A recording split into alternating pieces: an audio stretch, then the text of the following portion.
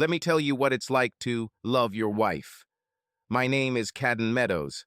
Why do I say this? Because I am incredibly happily married and believe that my wife is the most beautiful, most loving, most faithful, and sexy woman God has ever created on earth.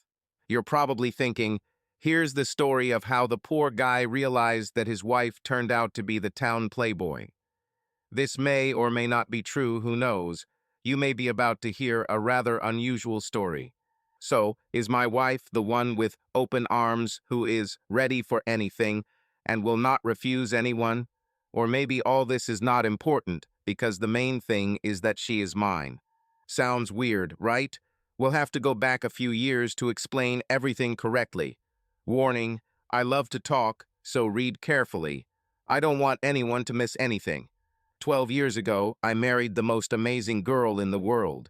She had blonde hair, blue eyes, luscious breasts, shapely legs, and quite frankly, the most perfect, smooth spot I've ever seen. There was just one small problem. I was never particularly endowed. At least that's what I was told. My wife said that I was not up to the mark, and to be honest, I agreed with that. I didn't understand why she married me. Oh yes, she said she loved me, but frankly, when it came to bed, I didn't live up to her expectations. We tried everything, but nothing worked. The only thing that really satisfied her was when I gave her pleasure, but sometimes that wasn't enough for her. Now I will give her the floor.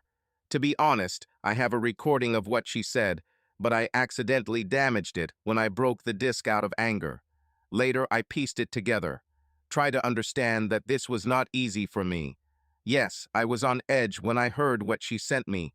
It hurt me so much that I threw the disc against the wall. After a while, when the pain subsided, I decided to restore it. I think I got back everything she said. Later, I will tell you my version. My name is Angela Meadows, maiden name is Owens.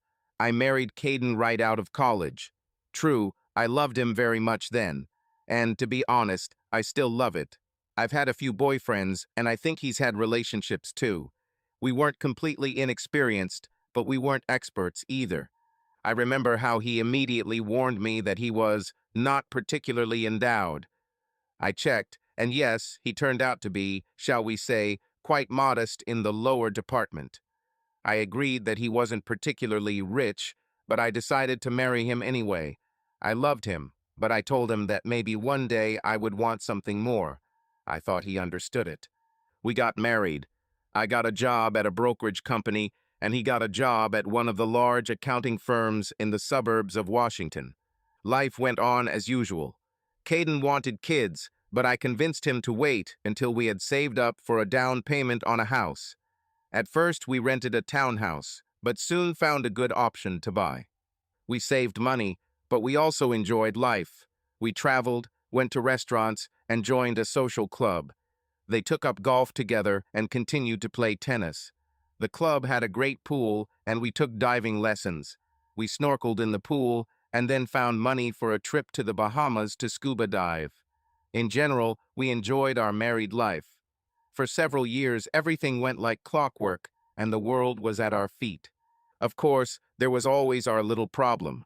Caden was good at giving pleasure, and his baby Caden gave me a good feeling when he had sex with me. But still something was missing. I tried not to show it, but sometimes I reminded him that he was still a little small, and that someday I might need something more meaty. I did this so that he would not forget about it, so that he would feel a little insecure. Honestly, I never intended to cheat. Honestly. But that's how it happened. I worked for a rapidly growing brokerage company. Sales were up. Profits were growing. My portfolio was looking better and better. One afternoon, my immediate superior told me that I would need to attend a seminar, a training session. I would be away from home for a few days and had to go to New York. Wow, Big Apple, Gotham. When I got home and told Caden about the opportunity, he was all for it. We had already saved up enough money by then, and he hoped that maybe soon I would be ready to slow down a little and think about children. I think he figured this seminar would lead to a promotion and possibly mean fewer hours. I think I pushed him a little towards this idea. I regret now that I did it. We hugged and kissed the night before I left and made love. As usual, I had a minor satisfaction, and he had a little more. I was going to leave for 3 days, so I didn't take anything special. I didn't expect anything to happen. Honestly, there have been a couple of times over the last few years. Okay, 3, no, 4 times when I felt like I needed to really fill myself up. Caden didn't know anything. I have to admit that no one I tried gave me something more than little Caden. Perhaps I just made the wrong choice, or I came across the same tiny specimens. No one at my job knew about my extra adventures. I carefully hid the fact that I sometimes cheated, although once I may have mentioned Caden's size, but I never told him about my fun escapes. Believe me, I love Caden and never wanted to hurt him. Well, almost never. And so I went to New York. Caden must have suspected something because he reminded me of our marital vows and how he had always been faithful to me. He said he hoped I wouldn't let him down. I told him, as always, that I would try to be a good wife. I really thought so. I will try. New York was everything I imagined it to be. As Frank Sinatra sang, the city that never sleeps. And with free stays in a top-notch hotel, great travel allowances, minimal meetings, and a few attractive men, let's just say I had a great time. During my stay, I met a lot of interesting men. Some tried to seduce me. Everyone knows this type. Arrogant, beautiful, richly dressed, charming. I never liked this type. I saw right through them. But there was one man, his name was Glenn. He was different from the rest. He looked so sad, lost. I immediately noticed his lonely look. His last name was Matthews, and we were all seated alphabetically. So this humble man sat next to me at the table. He seemed so confused that I felt sorry for him. He approached somehow hesitantly, hesitated, and embarrassedly invited me to dinner. I agreed. We went to the hotel restaurant. I ordered lobster, Glenn ordered roast beef. He turned out to be a very interesting conversationalist, but he always seemed to be in a depressed mood. I learned to understand that men often use standard lines, trying to evoke pity for themselves, telling how their wife does not understand, how there is no warmth and understanding in the family. I never believed it, but with Glenn. With him, everything seemed real. I believed him. Before I had time to look back, we found ourselves in his room. I've seen a lot. I was not an innocent girl. I saw some good ones, most of which were around 8 or 9 inches, which in my opinion was just right for me. Poor Caden and his little baby just couldn't compare. I decided that Glenn would be just another little squirrel. I thought he would do his job, have fun, and I would get at least a little. But how wrong I was. We went up to his room, he took off his pants, and, God, it was something incredible. It was like I saw Godzilla, a huge white whale. It was something huge, and he was not yet fully excited. It was too big, and I immediately felt it. He acted slowly and carefully, but even so I could not fully get used to the sensation. It was hard, and I squirmed, trying to adjust. It was painful, and at the same time something surprisingly memorable. 10 minutes later, he was ready again, and this time he was much less gentle. It hurt, but at the same time, the feeling was somehow wild, primal. We continued for almost an hour, and at the end, I felt exhausted. When it was over, he thanked me and asked if we could meet again the next evening. I sighed, but of course agreed. I returned to my room, realizing that I would have to call Caden. What was I going to say? I have always considered myself an honest woman. I felt like I had to tell him the truth. But first I had to do something for myself. I got into the bathtub and filled it with ice water. The water was so cold that I stopped feeling pain. For a while. When I got out of the bath, I checked my phone and saw several missed calls from Caden. Then I looked at the phone in the room. The red light was also blinking. He called my number. I took my mobile and called him back. He immediately responded and asked, "Angela, where have you been? I've been trying to call you all evening." I couldn't lie. I loved him too much. I had to tell him the truth. "Caden, remember how I sometimes said that maybe one day I would need something more than you could offer?" I heard him sigh on the other end of the line. He asked, Angela, what do you mean? I replied, I met someone. He asked again, have you met someone? I confirmed, yes, you would love him. His name is Glenn. He's from Omaha. He's a really good guy. We had dinner and, even over the phone, I heard Caden sigh. He asked, Angela, are you? I was in pain. I loved my husband. I didn't want to hurt him, but I believe in honesty, and we promised to share everything with each other. I sighed again and said, yes, Caden. Caden seemed to be in shock. I felt as if he physically shuddered on the other end of the line. He asked, you and you. Although I hesitated, I answered, twice. We did it twice. I could almost feel Caden on the other end of the line wincing in pain. He asked, was he? I realized I had to be honest. Yes, Caden, he was. He was big. That is, very large. I heard my husband groan quietly. Caden exhaled, did you like it? He was. I tried to smooth the situation over. I said, yes, Caden, he was incredible. And despite the seriousness of the moment, I couldn't help but laugh, thinking that this might diffuse the situation a little. Then she added, Lord, it must have been a full 12 inches. I've never had anything like that. Caden's tone suddenly changed. He sounded irritated, almost angry. Big rush of emotions, huh? More than I could ever give you, right? I felt his pain even through the distance. Perhaps I shouldn't have been so blunt about it. It was necessary to calm him down, to somehow support him. I said, Caden, he was big, it's true. It was amazing, like an explosion, but he is not you. I thought I heard something crack on the other end of the phone. I hope Caden didn't break anything. I knew he had a short temper, but I always knew how to deal with it. Caden asked another question, aren't you going to? I interrupted him, deciding to calm him down. Caden, you know how much I love you. I only have one more night here, and then I'll go home. Look, it'll only be one night. I'll spend it one more time with Glenn, and when I get back, I'll do everything you love for you. I'll take care of your little friend and give you the best pleasure you've ever had. I always called his little squirrel, and it always cheered him up a little, so I thought it might work now. When I return, I will do whatever you like.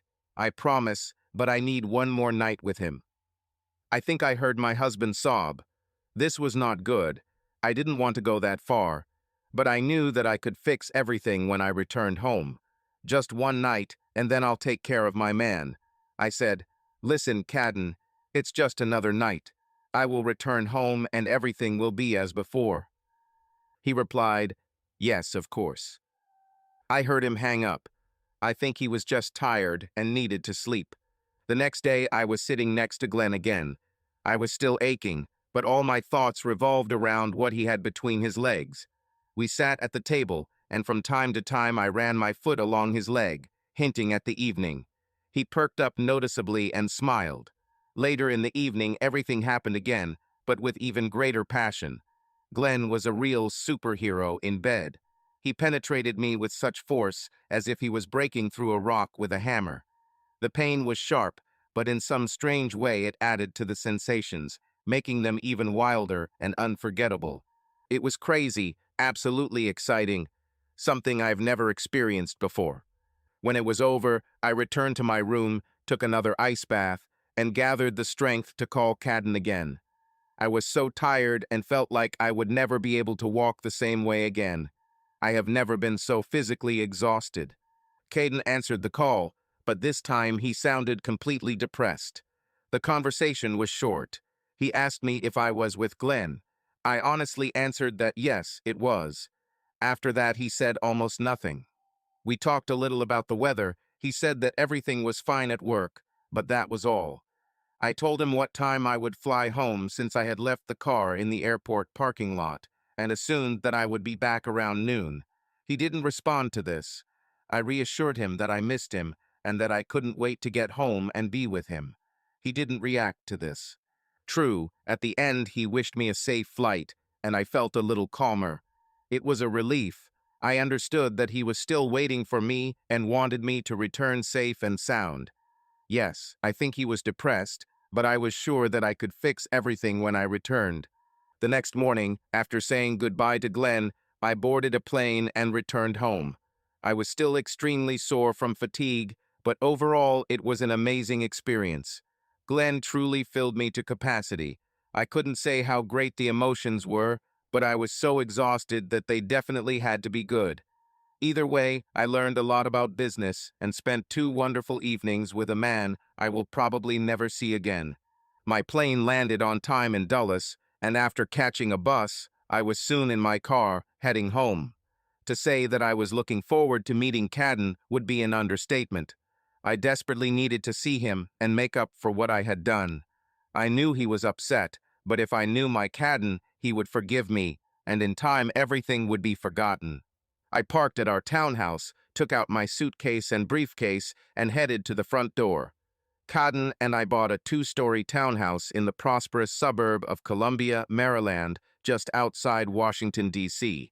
The house was located directly across from the new high school in a wonderful area, a great place to raise children if we ever decided to have them. When my plane landed, I called my home phone, but my message went to voicemail. I called Caden on his cell phone, and he answered. He said he was very busy, but would contact me later and immediately hang up. I took his abrupt response as a sign of his anger still simmering over my stupid misdeed, but I was sure he must understand that sooner or later I would need some extra attention. I wasn't worried. I knew everything would be fine. I knew how to take care of his little gift. With luggage in hand, I walked to the door. As expected, it was locked. I wasn't surprised. It was Friday, a working day for both me and Caden. I opened the door and entered. Everything was clean and quiet, just as I had left it. Caden, despite his large, athletic figure, was also neat. I walked through the living room, dining room, and headed to the kitchen. Nothing was broken. I checked my watch. Caden was due back in a couple of hours. I decided to go upstairs and take a cool bath. Yes, there was still pain down there, but I would make the sacrifice. I'll put on something sexy and be ready when my husband gets home. It was in the bathroom that I noticed that something was wrong. There was no Caden paraphernalia. I opened his half of the first aid kit. All his shaving accessories and toothbrushes were missing. Only the scented soap that I bought for him was still there. Even his irrigator was missing. No, I thought, this is some kind of mistake. I left the bathroom and headed to our bedroom. Everything looked fine. However, I checked our closet. My things were there, but he was missing. I sat down on the bed. Perhaps he was meaner than I thought. Moved temporarily. I dialed his number again. Caden responded, "Angela." I said, "You know it's me. Where are you and where are your things?" He replied, "I told you I would contact you when I was ready." I didn't like his tone. He sounded cold, distant. No, even definitely. How dare he? I said, "Listen, I want you to come home. Where are your things?" He replied, "I said I would contact you. Don't worry." And he hung up. To say that I was angry is to say nothing. I was furious.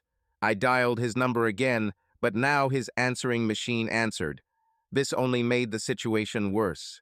He won't behave like that. No, he will not throw tantrums, not because of some trifle, minor oversight, little prank.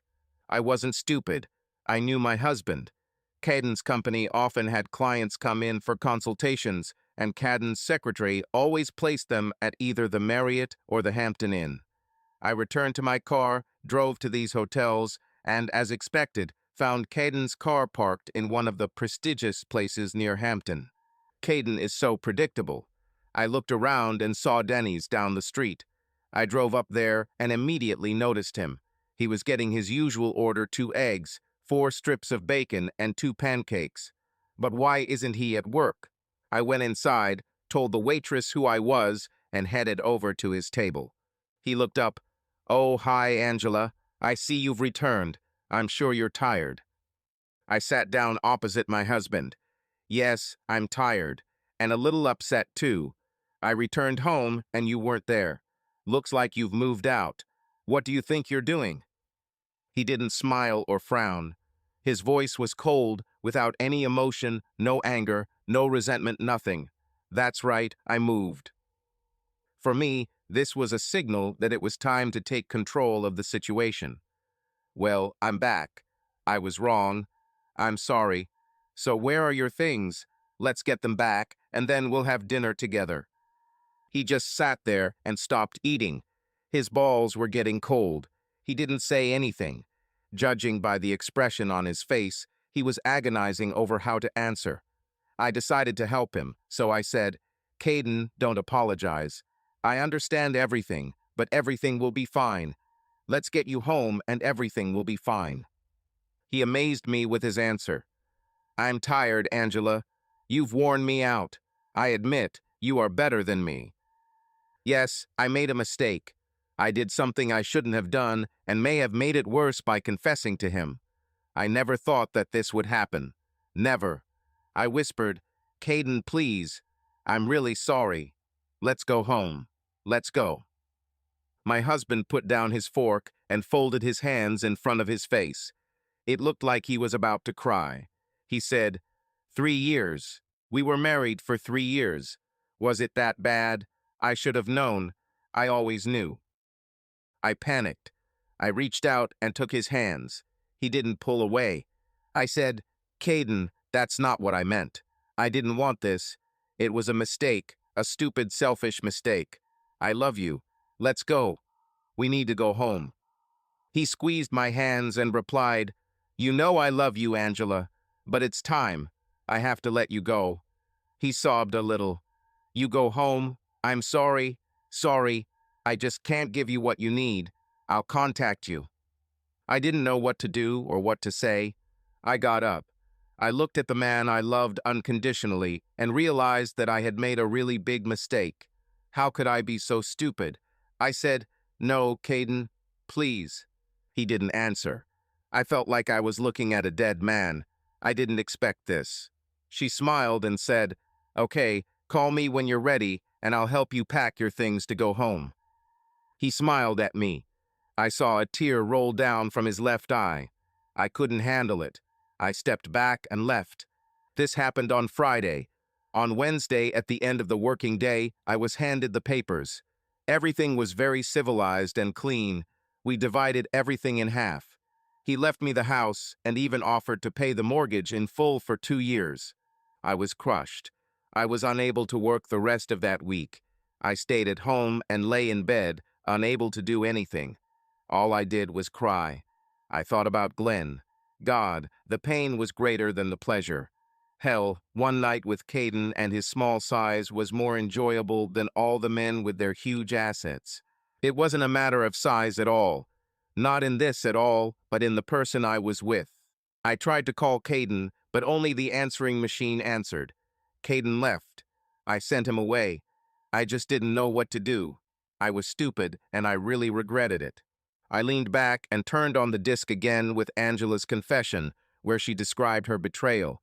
I listened to her confession and explanations for the NTH time, then turned it off.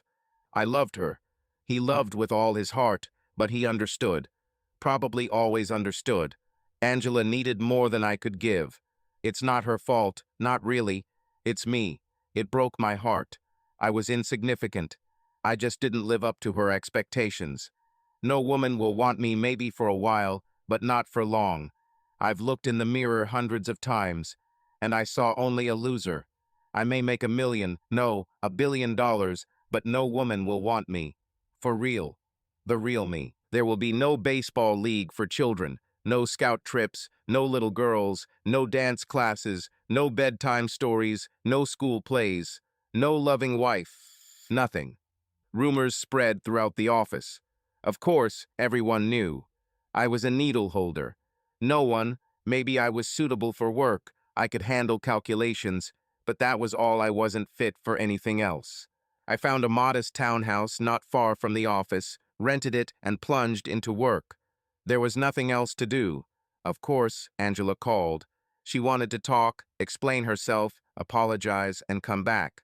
But I knew it was all in vain. I knew that if we got back together, she would leave again, for some man with real dignity. No, I'd better stay home. It took me 6 months to come to my senses at least a little. Of course, there was no personal life. I couldn't even indulge myself. Every time I looked down, all I saw was my own failure. People tried to be kind to me, well, at least a little. I don't know why, but for Angela's sake, I kept our membership in the club. Some of my bosses were also members of this club. In the end, one of my bosses recommended me there.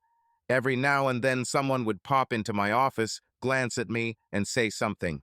I stopped going to the club, stopped playing golf, gave up tennis, and gave up the pool.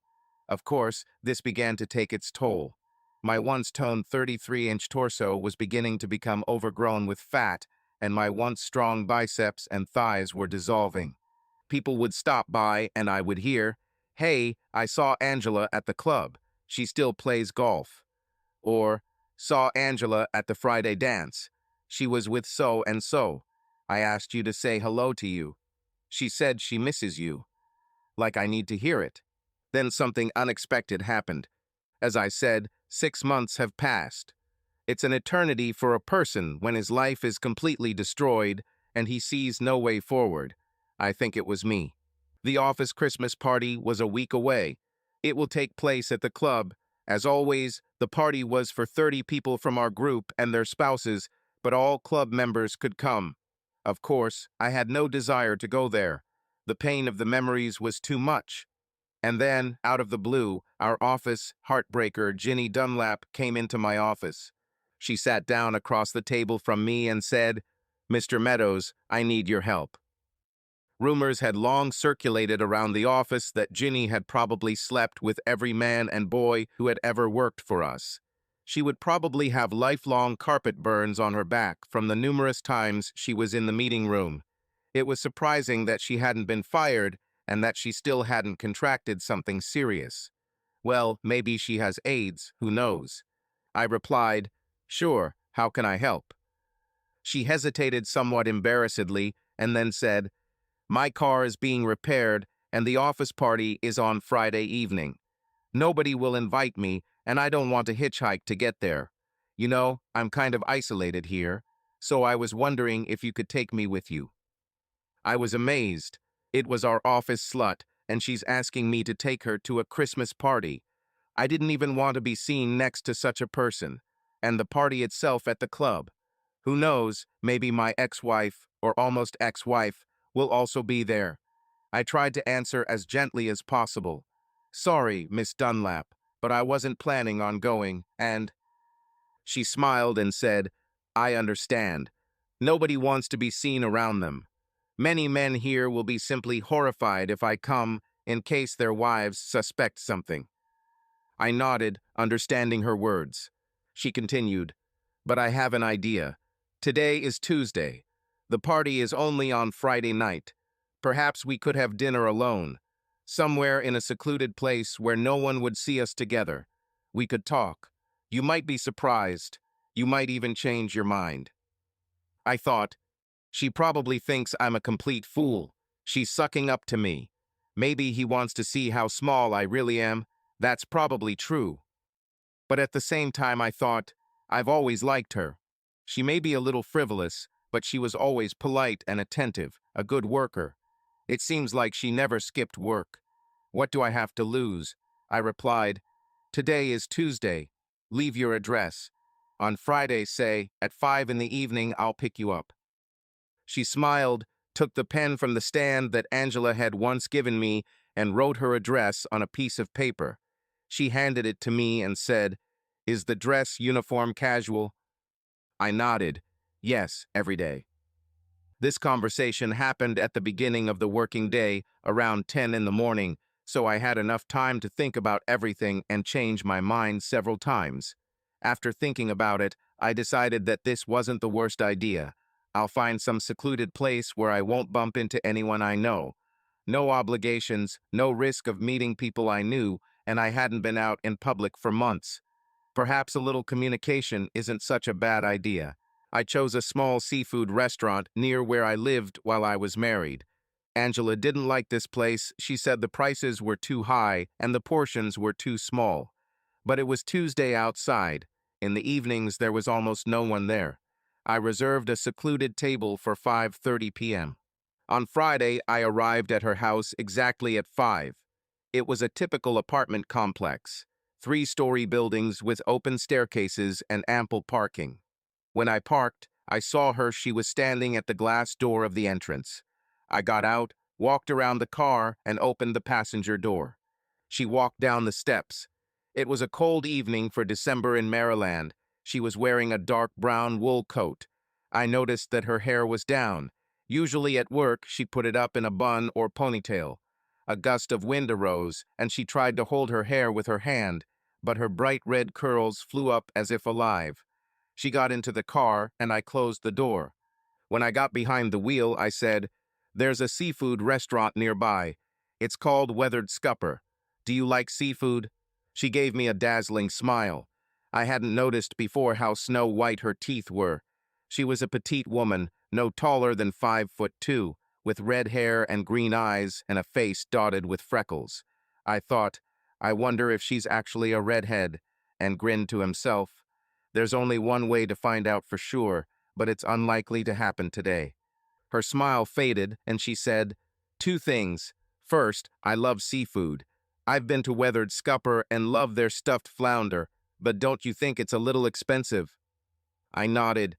"Yes, the prices are steep, but I like their salmon. Did you mention two things?" With a serious expression on her face, she replied, "I saw that same look. Believe me, I'm not as fast as you might have heard. I may have a bottle of wine in the fridge, but the most you can expect today is a polite handshake." I smiled. "You understand people well. Sorry, I was just thinking." She smiled again. "I'm a natural redhead." I laughed. I thought, well, she's got a good sense of humor, and it's just attractive. We went to the restaurant. She ordered flounder, and I ordered salmon. We shared a portion of the crab dip as an appetizer. At first, they talked a little. I told her about college, my parents, and my 3 siblings. She said that her father died of a heart attack.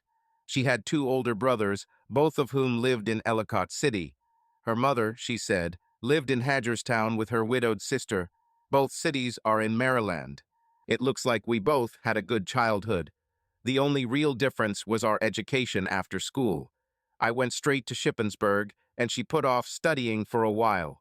She hung around for a year, then went to community college, and eventually ended up attending Frostburg College, one of the state universities. She humorously added that she received a degree in English, which she said taught her to do nothing. I laughed and said that I myself started out as an English student. Taking a closer look at her, I noticed something that I had not noticed before. She was really petite. Angela, I remembered, was curvy, and Ginny seemed to have very small breasts. But as it turned out, it didn't matter. She looked so attractive. As soon as I took off my coat, I was able to notice her true appearance, not as a worker in dull office clothes, but as a completely elegant and confident woman. After dinner, I took her home. The path was almost silent, and when we arrived, she amazed me. Perhaps I was half expecting an invitation to a glass of wine, but then Ginny did something that stunned me.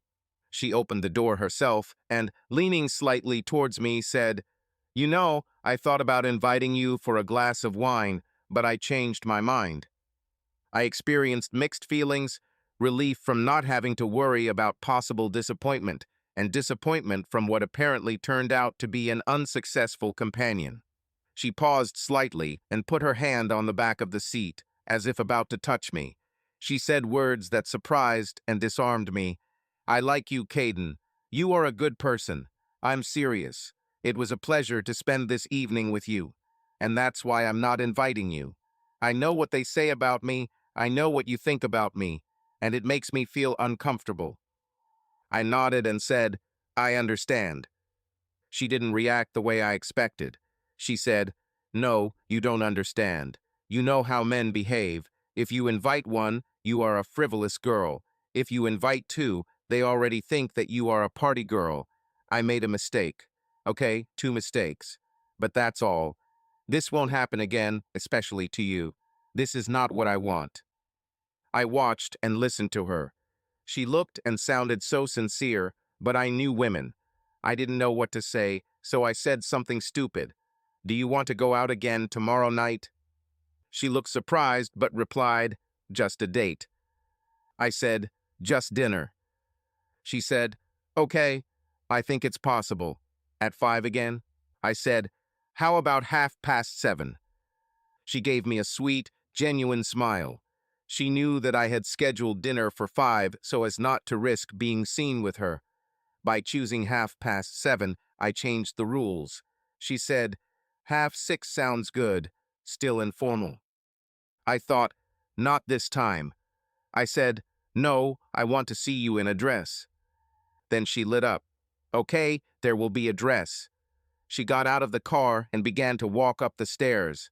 Then she stopped, turned around for a moment, and waved at me. Damn, I felt so good. Yes, such a small success, but I felt great. I was in high spirits the whole next day. I couldn't explain why, I just felt good. People would come in from time to time and ask me about Friday night. They asked how I was doing. One guy, a curious guy who had been scouting information about my divorce from day one, even asked if I had a date for the Christmas corporate party. I told him that I think I have. He asked if he knew her. I teased him a little, saying it could be a guy. He grinned and left. I knew rumors would fly. One day, Ginny walked up to my office, stood in the doorway, winked, made a quiet greeting with her hand, and reminded me, "It's 6:30." I gave her a high five and pretended she was wearing a dress. She smiled and left. I picked her up at 6:30. She was waiting at the door in her big brown coat. When she got into the car, she asked, "You didn't say which restaurant we were going to." I kept the intrigue. One of the best restaurants in our area was Iron Gate Winehouse. This was the very place where all those aspiring upward and needing to be seen went.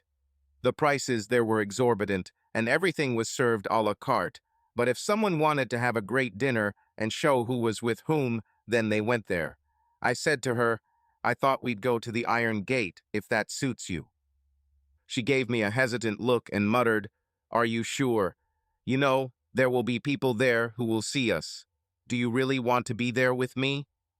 I couldn't help myself.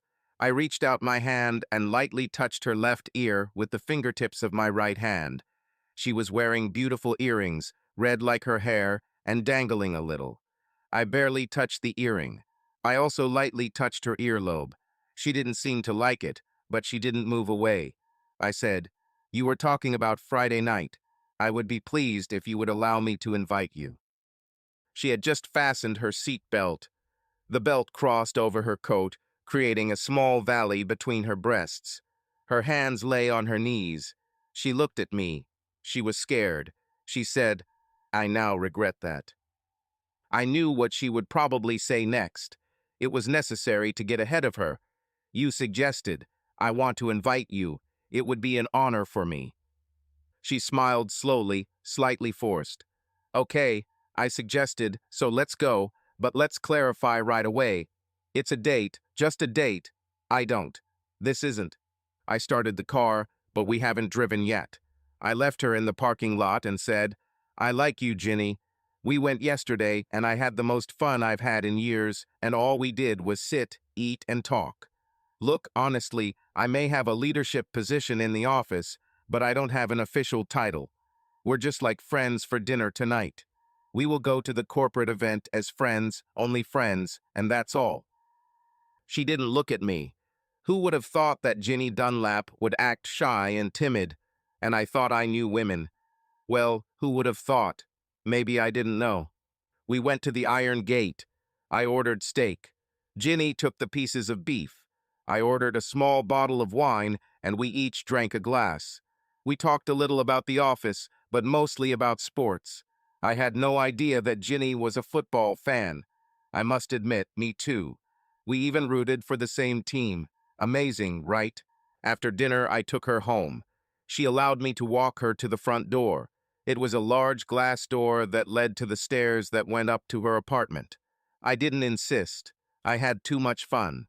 We agreed that I would pick her up at 7 for the Christmas office party. Dinner was scheduled for 7:30, so I thought that would be plenty of time. I needed a break. Maybe my nerves began to fail. Maybe I was a little afraid.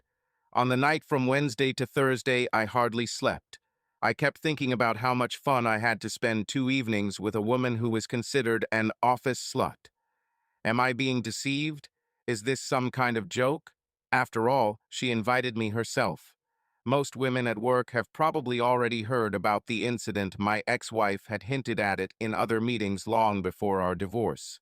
Maybe Ginny is involved in some kind of dirty plot, I thought. Maybe this is some kind of dispute.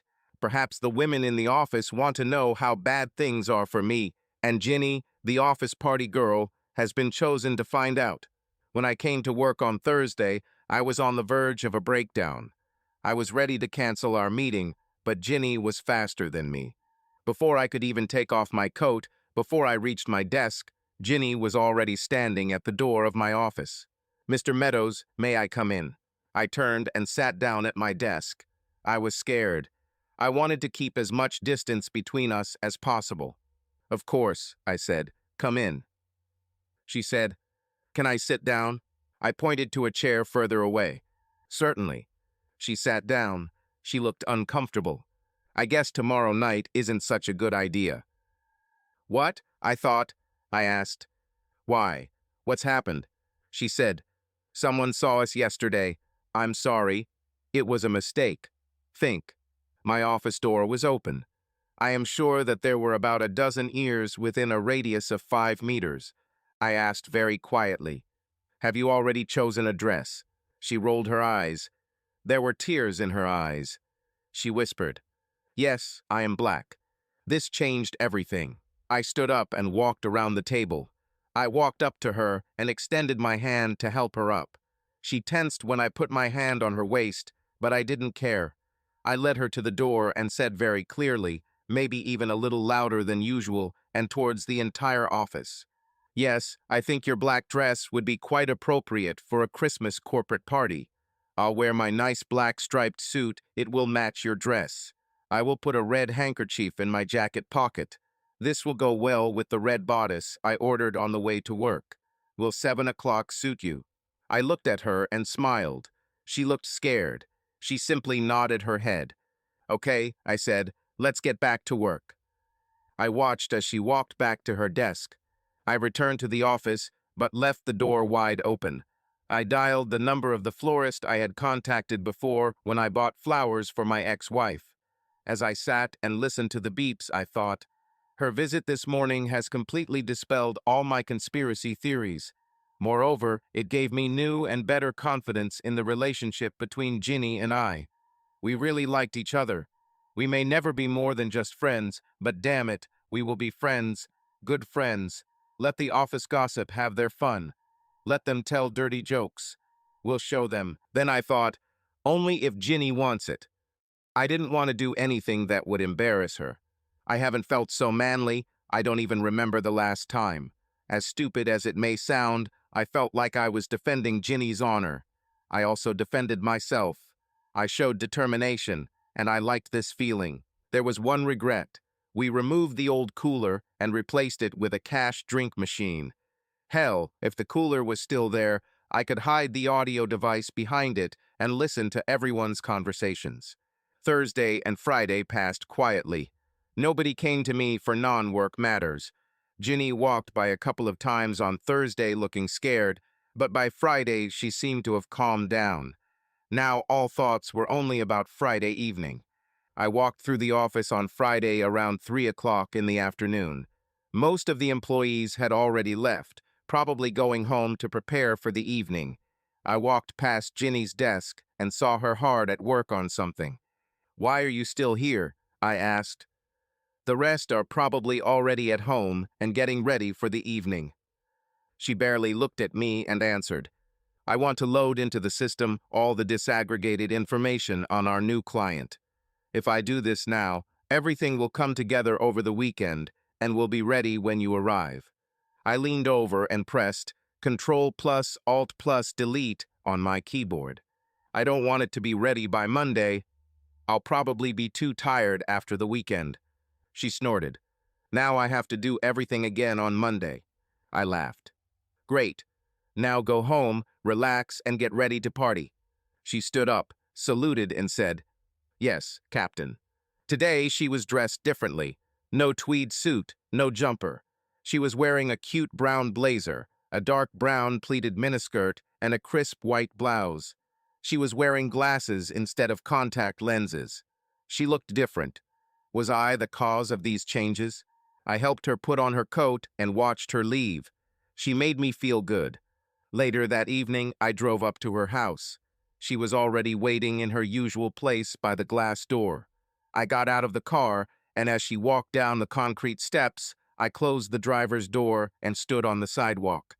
"Where are you going, young lady?" I asked. She stopped and looked at me. "I don't. Turn around and go back up. Your apartment seems to be number 303. Get back up, undress, and sit where you usually sit. I'll get up a little later and knock. Wait, I'll knock a second time. Only then open the door." She looked a little confused, so I explained. "A beautiful woman like you needs to make her boyfriend wait. I, as your beau, expect to wait. I'll pretend I'm grumbling under my breath. It will remind me how lucky I am to have such a beautiful woman by my side tonight. When you open the door, I'll say something like, 'Oh my God, you're so beautiful.' Then I'll help you put on your coat." I pointed to the package with the corsage that I was holding in my hands. "I won't put it on right away so that it doesn't get wrinkled. We will do this at the club." She gave me another one of her amazing smiles, turned around, and walked back to her apartment. I waited until she reached the door on the third floor before I followed her. When I got to her door, I knocked. He looked at the watch on his wrist. He waited exactly 20 seconds and knocked again. Ginny opened the door. "Oh, hello, stranger," she said, and stepped back to let me pass. I looked around her apartment. It was clear that she had impeccable taste. Her living room and dining room were connected by the letter L. I saw the kitchen on the left. All the furniture looked like it came from Queen Anne's collection. I'm not sure, of course, but what I saw was stylish and understated. "Are you ready?" I asked. Ginny said, "I just need to take my coat." She put it on, and I helped her button it up. Her outfit amazed me. This wasn't just your average little black dress. It was mesmerizing. Sexual? No. Explicit? Not at all. But perfectly fitted, smooth as silk, or in this case, like satin. Before helping her with her coat, I asked, "Could you turn around?" She understood what I wanted and gracefully turned around, showing off her outfit. The dress reached to the collarbone in the front and sat relaxed on the shoulders. At the back it fell just above the waist. The hem ended just above the knees. In short, she looked stunning. Her hair was braided into a thick braid that hung down her back. There was a subtle hint of eyeshadow on her eyelids, highlighting her large green eyes. The only word that could describe her was elegant. "You look elegant. That is, gracefully. You're the red-haired Grace Kelly," I said. With my coat on and neatly buttoned, I suggested, "Shall we go?" She nodded and said, "If you like." Believe me, I was more than pleased. I extended my hand, and she placed hers in the crook of my elbow. This evening was the best event in recent years, and maybe in my entire life. When we arrived at the club, a band was playing a variety of calm country hits, old hits from the 40s, and a few offbeat rock and roll tunes. I liked the combination of fast and slow compositions. All eyes, literally everyone, were on Ginny and me as we entered. Few people expected me to come at all, much less with Ginny Dunlap. One can only wonder what everyone was thinking. First, everyone gathered in the lobby, where we were offered crackers and cheese and drinks. A few minutes later, we walked into the main dining room. I was sort of the leader, so Ginny and I sat at the head table. There were 12 people sitting at the table, mostly older people. Ginny was the youngest woman. I was the second youngest man. Everyone either thought they knew or suspected something about Ginny's reputation, but the boss's wives were polite. For her part, Ginny was welcoming and friendly. I listened carefully to her conversations with them. She agreed when she needed to agree and gave in when she needed to show respect. All the wives appreciated it. I felt a little uneasy. She supposedly had such a reputation, but there was nothing of the kind in her behavior. She was the epitome of politeness. She was my companion and was the real star of the evening. I even felt some kind of pride, although I was not sure that I had the right to it. I realized that I really like her, that I like to see envious glances from all sides. There was something contradictory and strange about this. By the time the food arrived, I had already drunk 3 Jim Beams and Coke. We ate the usual rubber chicken, pork tenderloin, green beans with almonds, and potatoes with parsley. By the time dessert arrived, I had drunk 2 more glasses of champagne and a 4th Jim Beam. I've always prided myself on my ability to stay on my feet even after a good drink, but I admit I was starting to feel a little unsteady. I looked at Ginny and knew it was time to dance. Crap. God, Ginny and I hit the dance floor, and I have to admit, I outdid myself. I didn't miss a step. When the orchestra played 2 steps, I took 2 steps. When they played the cha-cha, I danced the cha-cha. And even when they played a waltz, I waltzed. When the fast rhythm started playing, I started dancing. At some point, I noticed that everyone around me seemed to be looking in my direction and smiling. Some even laughed. I looked at Ginny and asked, "What's wrong?" She blinded me with a snow-white smile, then stopped me with her huge green eyes and eyelashes. She laughed quietly and said, "You're a little out of rhythm, but that doesn't matter. Nobody cares." I didn't understand what she was talking about. To be honest, I had no idea what I was doing. I just knew that I was having the best evening of my life. As I recall, at one point Ginny and I were left alone on the dance floor, surrounded by our colleagues and their spouses, who were clapping. Ginny and I were doing something like a jitterbug, and everyone was cheering us on. I danced my heart out, and Ginny mostly just smiled, giggled, laughed, and sometimes even seemed to hold me up so I wouldn't fall. By midnight, the remaining guests returned to the cozy chairs of the lobby. I know we talked about something, although I don't remember what exactly. I remember that we drank some kind of dessert drink. Perhaps it was anise liqueur. I can't remember exactly. What happened after this was rather vague. Ginny told me about it the next morning. Here's what she said. Ginny said that shortly after midnight, I was too tired to continue. She let me rest my head on her shoulder, and then I somehow ended up in her lap, and stayed like that until the club started to close. She said I snored a little and even buried my head between her thighs a few times. She said a couple of our colleagues helped me out of the club and put me in the passenger seat of my car. Ginny said that she took me to her house, where some of her neighbors helped her lift me upstairs. She said that she undressed me and put me in her bed while she slept on the sofa. I woke up a little after 11 with a hell of a headache and remembered absolutely nothing. I barely remember Saturday. I spent most of the day at Ginny's, mostly sleeping and complaining. She said that she had been feeding me tomato juice and coffee all day, putting a cool towel on my forehead. She praised me for complaining so convincingly about the noise and bright lights. At some point, while I was sleeping, she took my keys, drove to my apartment, and brought me some clothes. I wasn't particularly hungry on Saturday night, but she talked me into eating a couple of spoonfuls of the omelet. She fixed me a bath, made me clean myself up, and then sent me home around 8 in the evening. I left, but not before making her promise to go out with me again. On Monday, I was a little late. To be honest, I was very late. I slept through most of Sunday and couldn't find my wallet on Monday morning. I searched the whole house. Finally, I called work and was connected to Ginny. She said I forgot it, but she brought it with her to work. I asked why she didn't call me and tell me about it. She replied that she called and left a message on my mobile. Then I realized that I didn't even have a phone with me. So it was already past 10 o'clock when I got to work. A letter from Angela and a message from my partners were waiting for me in the mail. My partners wanted to see me. I thought, okay. I missed Angela's letter and went to the bosses. They were at a meeting, but still accepted me. Our company has two partners, both aged, Gilbert Moravia and William Pert. Both are like saints to me. They interrupted their meeting and invited me to sit down. I was nervous. Mr. Pert was the first to speak. Caden, what do you remember about Friday night?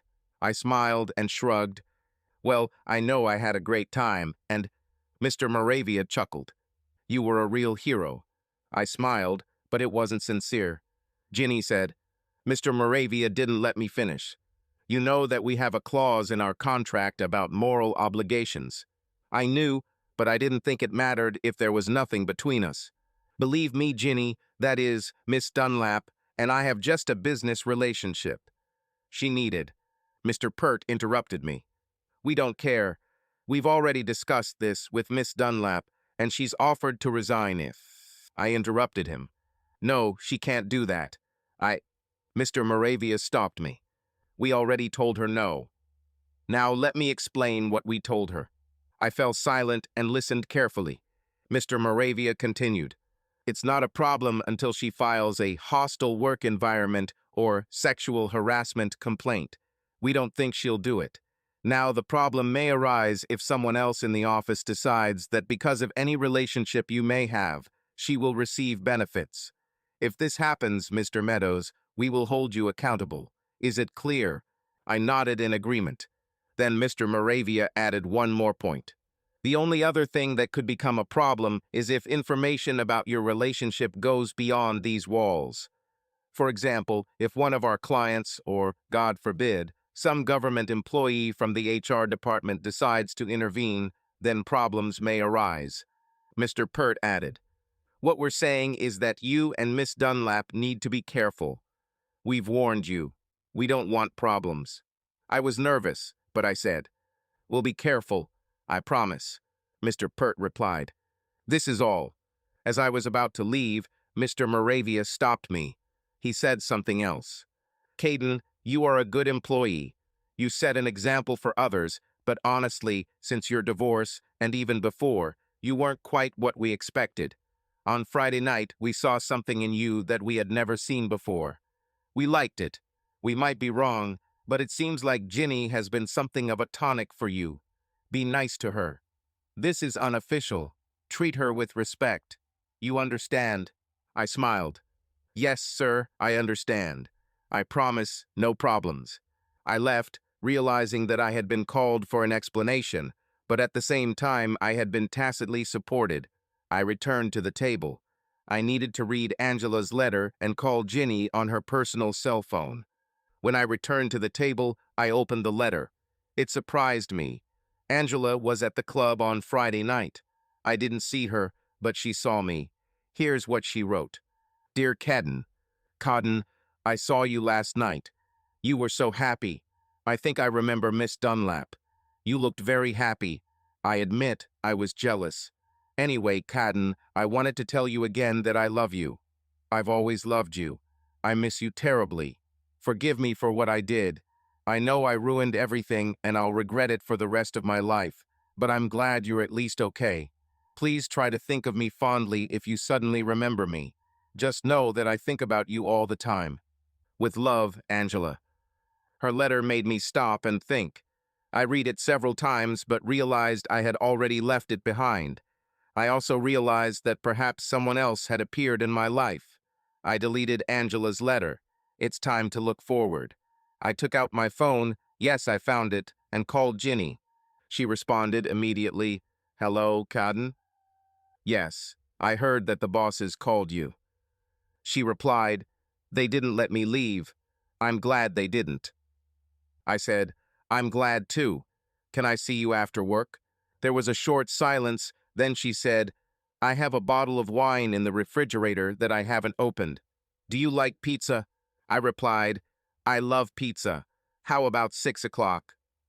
She replied, 6 agreed. Okay, I have to go. She turned off the phone. I sat and thought, it's only been a week. Or no, has it only been a week? We have worked together for many years. I noticed her. I always liked her presence. I even chose her several times as a partner for work projects. I wanted to tell her so many things. Perhaps tonight is the right moment. The rest of the workday went quite smoothly, at least the work itself. But all morning and afternoon, my colleagues came to me and tried to discuss, you know what. I received a full range of comments and compliments, from a simple thumbs up to some pretty outspoken remarks. Although some of them offended me, I responded to each joke with the same calm expression. I found a couple of the comments supportive, but one was just terrible and really pissed me off. The nicest comment was from one of the senior staff, someone who was on the team that conducted my first interview. He was planning to retire. I don't remember the exact words, not like those unpleasant ones, but he said something like, "Well, Caden, we've all been watching and worrying about you for a long time. Friday evening dispelled most of our worries. Looks like you found the right girl. Ginny is a good person. She might be good for you." And then he put his finger to his lips and added, "This is between us." The worst comment was from the youngest employee, Lionel Spearman, a man I never liked. He came into my office and left a small package. His comment was something like, "A gift from the home team, so that the bugs don't come in."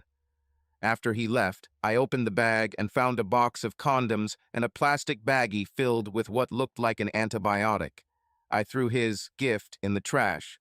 My only consolation was that, firstly, this guy had a terrible work record, and we were thinking about reorganizing in the spring, and secondly, that no one was talking about my baby. This baby couldn't get out of my head.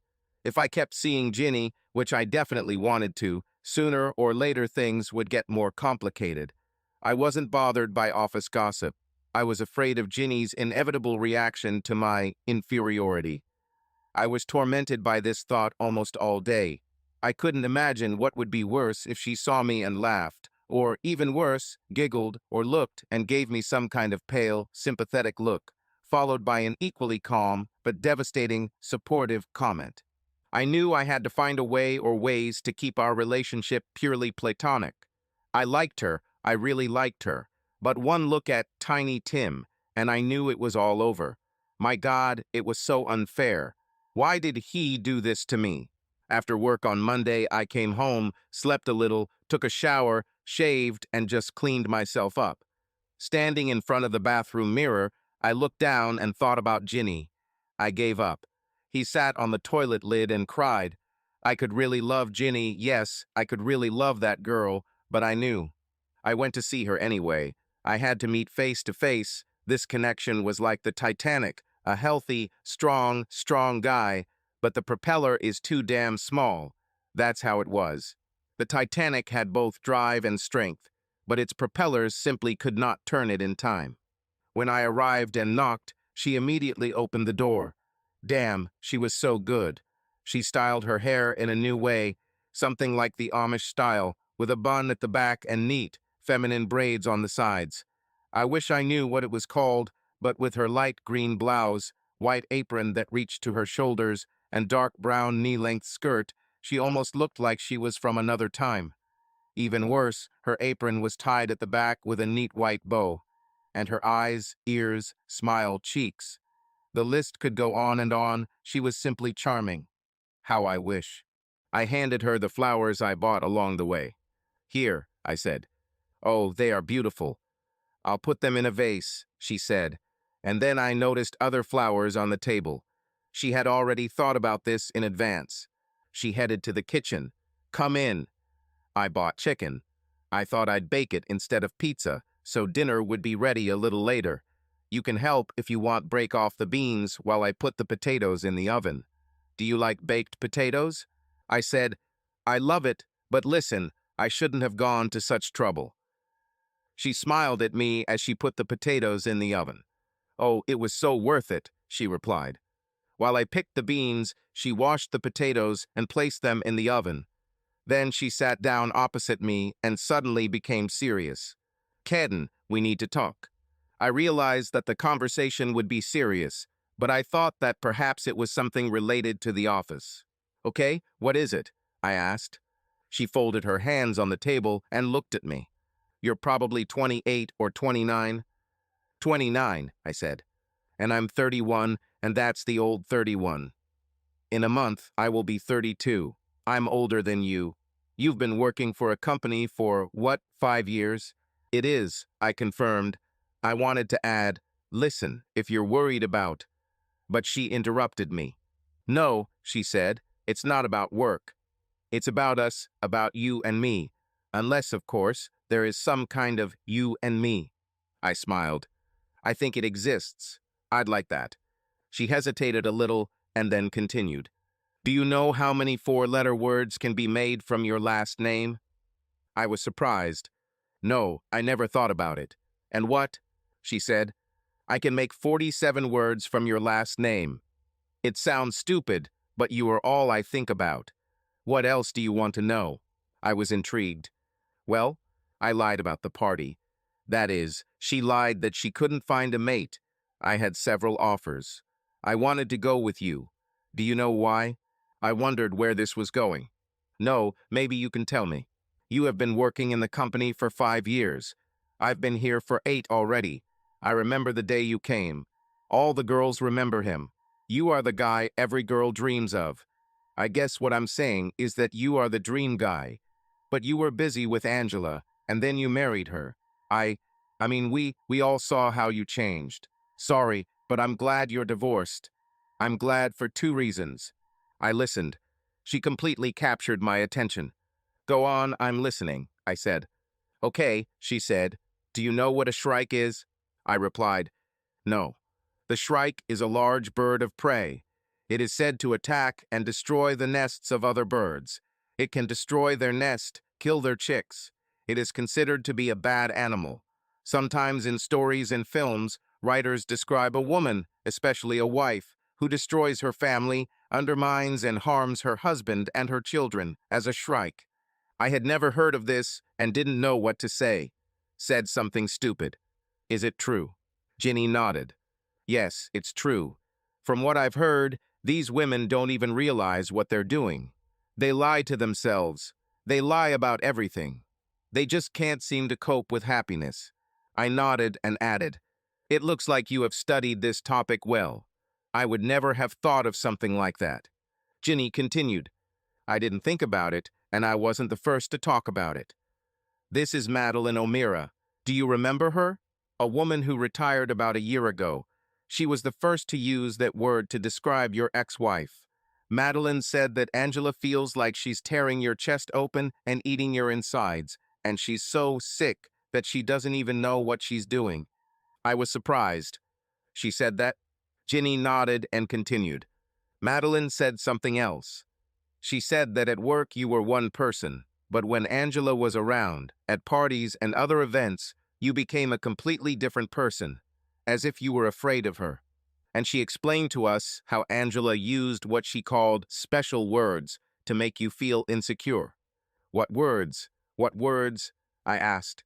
Ginny hesitated and then said, they weren't rude, but they were angry. You know, words that can have double meanings. She told you little man, or my little guy, or little friend. Madeline said she meant your, well, you know, your manhood. Madeline said she knew it because Angela said things like that, and I heard it too. She would say things like, you can't handle it, or you can't complete the task. I started to get nervous. I realized that I was starting to sweat, but Ginny was so passionate about her story. She cheated on you. We all knew. Angela even bragged about it. She said that she liked it, that she needed it. Oh, Caden. I started fidgeting. I think I've already finished picking all the beans and decided that I need to drink some water. I got up too. Ginny extended her hand across the table. Oh, Caden, don't be mad. Please don't go. I just wanted to get some water, I said and pointed towards the sink. Ginny jumped to her feet. No, I'll bring it myself. I don't want you to leave. Please don't be angry. Sorry, I know I've gone too far, but that's not all. There is something else I want to say. I took a glass of water and took a good sip. I really didn't want to hear anything more, but I sat back down anyway. Okay, I said. Ginny sat back down. It seemed to me that she suddenly began to look smaller. It was as if she wanted to hide inside herself. I wondered what the second thing she was going to say. Ginny's eyes were huge. She hesitated and then said, Well, I watched you. In the office. When you came and left work, when we worked together on projects, at corporate events. I even followed you home a couple of times. She fell silent, hugged herself, and sighed. Well, I know it sounds stupid, but I pretended that you specifically chose me for joint projects, that you chose me. I think, well, I kind of fell in love. I was stunned and perhaps a little louder than I should have responded. What are you doing? Do you mean to me? Ginny sighed and began to fidget in her chair. Sorry, you can leave if you want. I answered heatedly. No, I don't want to leave, but then I got scared. Various thoughts flashed through my head. What if? What if she does? Mine. What if I? Now I started to stutter. I'm very pleased to hear that. I admit I've always liked you. I like to watch. That is, to be next to you. I think you're very sweet. No, I thought, that's not what I meant, and I rephrased my thought. I mean, I've always had special feelings for you. I think you are a real professional. For example, when we worked late on Friday loading data into the computer, or when we prepared performance reports in the fall. Mr. Pert and Mr. Moravia were looking for someone they could trust to maintain confidentiality. I recommended you so that they would choose you to work with me. I want to say that you are very professional, and well, you are also beautiful, and, she said, so we can be friends. I wouldn't. I stupidly asked. You wouldn't know what? As soon as I said it, I immediately regretted it. I didn't want to risk a good friendship because of my, well, if she sees knows. Ginny shifted in her seat again, clearly uncomfortable. She said very quietly, You've probably heard about me, about my reputation. I would like us to be, well, more than friends, you know, but I don't. I wouldn't insist because I understand how men feel. I leaned back and put my hand on the back of the chair next to me. Looking at her, I thought, what a melodic voice she has. Everything she says sounds like music. I decided to diffuse the situation a little, leaned forward, and smiled. Yes, I heard something. But what I heard was from people like Lionel Spearman and Chad Everest, so it's not very close to the truth. Now it's Ginny's turn to relax and lean back in her chair. Lionel Spearman. Knew it was him. Can I say something without you getting angry and thinking I'm a liar? I won't call you a liar, I replied. Look, I'm not a virgin. I was pretty fast, you know. I think when my father died, I lost myself. I have lost all purpose in life except to look for trouble. I never broke any laws, but I did things that harmed myself. She behaved frivolously. But thanks to my mother, my aunt, and especially my brothers, I got back on the right path. I went back to school and studied a little English literature, but mostly I learned to understand myself. Finished my studies at Frostburg University, applied to different places, and got jobs here in Moravia and Perth. Caden, I'm starting to take life seriously again. I nodded. I was really pleased to hear all this. She opened her soul to me. Caden, she added, I came to work in Moravia and Perth and fell in love. This was before you came. Anyway, I thought it was love. It turned out that it was just a naive hobby. This man was just playing with me. He was good at it. I believed everything he said. Then he got tired of me, left me, changed jobs, and got married. I was so depressed. That must have hurt, I said. Very, she replied, and then Chad showed up. That guy, Casanova, must have told him about me because Chad also took to me with charm. He caught me on the rebound. I was so stupid. Yes, Chad Everest got me. And then I found out that he was telling everyone about this and claiming that I was easily accessible. I got angry and left him, and that's when Lionel's attempts began. But I didn't contact him. Then he got angry and started spreading rumors that he was also with me, that I was really frivolous, a girl of easy virtue. Perhaps my face gave away how I felt. I thought of Chad Everest and then Lionel Spearman. Ginny brought me back to reality. Okay, Chad got me, but definitely not Lionel. But he chatted, and soon you know how it goes, and so I became an office girl of easy virtue. Okay, I admit it. Chad got me, but he used me, and Lionel is just a nasty person. She stopped, folded her hands, and said, "You can leave if you want. I wouldn't blame you if you left." I reached across the table and took her hands. "If you don't put the chicken in the oven, we'll have dinner at midnight, and I'll be late for work again." So we started cooking the chicken, and we had a delicious dinner. Ginny obviously loved to cook, and I loved it. I wonder if she has other domestic tendencies, but I decided today wasn't the best day to discuss it. After dinner, we settled on her couch and watched something stupid on LMN, a women's channel. There was something on the History Channel about Russia in World War II, but I'd already seen it a couple of times, so the movie with Meg Ryan and Tom Hanks was passable. We didn't hug much, but Ginny put her head on my shoulder, and I kept my hand on her back, on the back of the sofa. We hardly touched each other, and that was fine with me. She apologized several times. I think she regretted giving in to Chad Everest. To be honest, it was difficult for me to understand. Chad Everest was also that mountain guy, a mountain of crap. Thinking of him and Lionel talking about Ginny made me want to punch them both. I could very well do it. I have two older brothers who wiped their feet on me more than once as a child. Of course, I'm not a Marine and I didn't study karate, but I could always stand up for myself. The more I thought about it, the more I wanted to see Chad lying on the floor, holding his nose, blood gushing from it. I left her apartment a little after 11. We exchanged a short kiss and agreed to have dinner again very soon. We chose Thursday, and dinner this time will be at my house. I'll cook something. When I got home, I poured myself a glass of Jack Daniels. It tastes a little sharper than Jim Beam or Maker's Mark, and it's more straight whiskey than bourbon, but sometimes I needed something like that.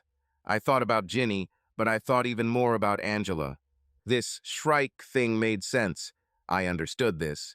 Angela definitely loved me, but apparently she was afraid.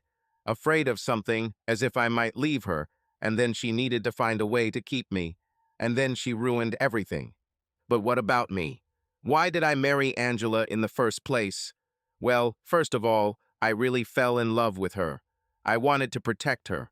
I watched my father. He always protected my mother and us, his sons, like a watchdog. I wanted to be just like him. It's funny, but now I want to protect Ginny. I tried to make sense of it all, but could not completely unravel the tangle of my thoughts. In some literature courses, I read that people are driven by two powerful and often contradictory forces. The first is rationality. We identify a problem or goal and think through a path to achieve it. The second, and this is scary, is emotions, such as anger, fear, hatred, love. They cause chemical reactions in the body, and as a result, we commit actions that can destroy all our plans. Sometimes people do stupid things, even knowing that it will ruin their life. This was more than I could understand. I decided to leave all these reflections to the philosophers. Tuesday, Wednesday, and Thursday were great. Ginny and I agreed to call each other at a certain time, to have lunch in the small office cafeteria, but so that we could sit at a distance from each other. It was great to sit and chat with colleagues, seeing her nearby, laughing and chatting with her friends. From time to time, she glanced in my direction. A calm, barely noticeable smile flashed on her face. Her friends looked in my direction, fell silent, and then began laughing and chatting again. Everyone understood that something was happening, but no one knew what exactly, and no one was talking about anything. As for the two men, Chad was out of the office most of the time, but Lionel showed up every day. He had been able to survive for years through talk and subterfuge, but Mr. Pert and Mr. Morava had long ago figured him out, thanks to Ginny and I's fall office investigation. It's a pity, buddy, I thought. I'll probably have to write a conclusion on his recommendation, haha. Thursday evening. Ginny came to see me around 7 in the evening. I had a great dinner plan: lasagna, garlic bread, and salad with Caesar dressing. I knew the dinner would be great because I ordered everything from the best Italian restaurant in town, and they brought it to me. No, I don't cook. Ginny came in, I took her coat and opened a bottle of excellent red wine. I was sure the wine was first class because it had a cork and not a screw cap. We drank wine, then started dinner. She complimented me, and I showed her the packaging, which prompted even more compliments. When I was done eating, I took out the brownies I had bought the day before. I kept them in the refrigerator to keep them fresh. We each ate brownies. With the food put away and the plastic plates in the trash, we settled down on the couch to watch the DVD I had borrowed. It was a movie that I knew she would like, Pretty Woman with Richard Gere and Julia Roberts. I read that it was the favorite chick flick of all time. I did everything to impress her. We sucked on Hershey's chocolates and drank wine while we watched the movie. She looked gorgeous in a crisp white blouse and dark brown trousers. I put on a white shirt, but then had to change when I dribbled tomato sauce on it. She thought it was funny. Me too. Before and during dinner, we talked about all sorts of trifles, mainly about work. We were silent during the film. I wondered how many times she must have watched it. She seemed to know all the lines by heart. As the movie drew to a close, I decided to have a more serious conversation. My hand lay on the back of the sofa, just above her shoulder. Our faces were very close, our eyes met. I said, "You know, Ginny, I've been thinking about you a lot. I'm not saying I'm in love, but I really, really like you. I believe something could work out between us, but I can't let it happen." She looked at me, blinked her big green eyes, bit her lip and said, "I understand. Most men are like that, damaged goods and all that. They go to bed with a woman, but nothing serious, nothing long-term, nothing that would lead somewhere further." She touched my hand, "But I would still like to continue trying." I leaned back. She didn't understand. It was necessary to clarify the situation. "No, Ginny, it's not about you, it's about me. It's because of my problem." She looked confused. "Problems? What's the problem?" I thought she knew. She almost seemed to say it Monday night in her apartment. "My size, you know," as Angela said. Ginny just stared at me for what seemed like an eternity. Then she lowered her eyes, lifted her nylon-stockinged legs, and placed them on my coffee table. She whispered, "So you think you're not enough?" I realized how much I trusted her and nodded. She folded her hands in her lap, looked at me, then looked away a little and asked, "Do you mind if I look?" I was taken aback. "Do you want to watch?" "No way." Surprising me, she turned around, crawled off the sofa, and got on her knees.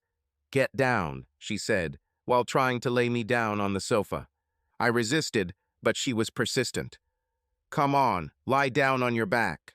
I saw more than one. "We will get to the bottom of this deep, dark secret." I let her lay me down. She unbuckled my belt and pulled down my zipper. While she was trying to pull my pants down, she muttered, "Come on, lift your hips a little and help me take them off." At that moment, I was no less worried about possible marks on my underwear than about my size. I was wearing white boxers. I thought, what could be more humiliating than not only admitting to being a small size, but also discovering dirty laundry? I desperately pleaded, "No, Ginny, please don't." But she didn't listen to me. She managed to pull my pants and underwear down to my ankles. I was a fool for letting her do this. And here it is. At least there were no stains on the linen. I looked down at this pathetic sight and felt terrible. I wanted to fall through the ground. I said, "Are you satisfied? See what I was talking about?" Ginny looked puzzled and said, "No, I don't understand." I replied, "Well, look, don't you see?" "What do you see?" She said, "I see your size." I repeated, "So?" She said, "You are circumcised." I added, "And?" I started to get up, but she pressed me to the sofa again. She turned out to be stronger than she seemed. She said, "There's nothing wrong with your manhood." I thought, oh yeah, here we go. Now the sympathetic, quiet remarks will begin, disparaging words like cute and cute. I've heard this a million times already from Angela. But to my surprise, she didn't do this. She continued to look at him and suddenly asked, "Can I touch him?" Damn it, it was some kind of mockery. I replied, "Well, of course." Ginny reached out and touched me lightly. showing care and tenderness. Her touch was so delicate that I felt emotions begin to awaken in me. She smiled, looked at me, and calmly said, "Try to take it in your hand, just relax and trust the sensations." This was quite unusual for me, but I did as she asked. Ginny leaned back slightly and said, "See, it's no big deal. Everything is much simpler than it seems." Feeling the tension go away a little, I looked at her and said quietly, "You understand what my problem is, right?" She replied, "Yes, I saw everything. Are you okay? I don't understand." It seemed to me that she was just stalling for time, playing with me. I almost shouted at her, "I don't need this. I've already been through a lot.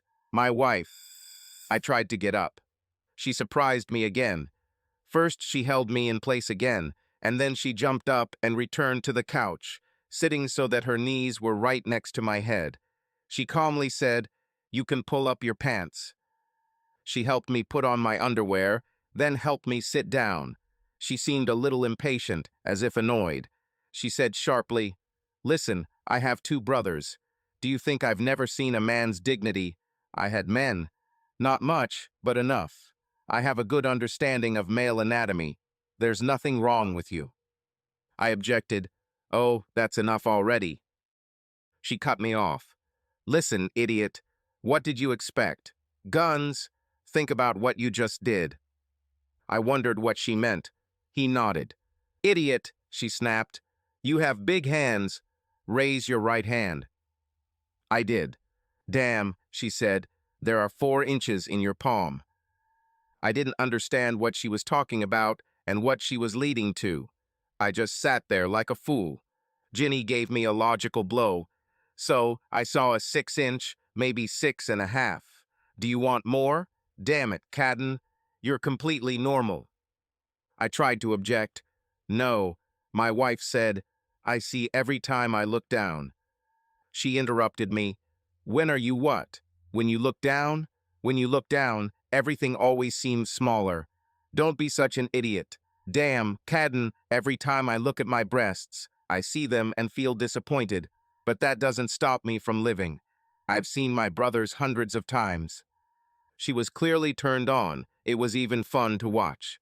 She continued, "Caden, I know male physiology. There's nothing wrong with you. No, everything is fine." She stood up. I noticed that she was upset. No, not even angry, and obviously at me. She walked to the closet where her coat hung. She took it out and turned to me. "Well, will you walk me to the door?" I stood up and walked over to her. "Sorry, Ginny. You're not leaving, are you?" We stood at my front door. She stopped, raised her face to me. "You know how I feel about you? I hope we've cleared up your nonsense. God, I would like to be with you, but not today, not any time soon.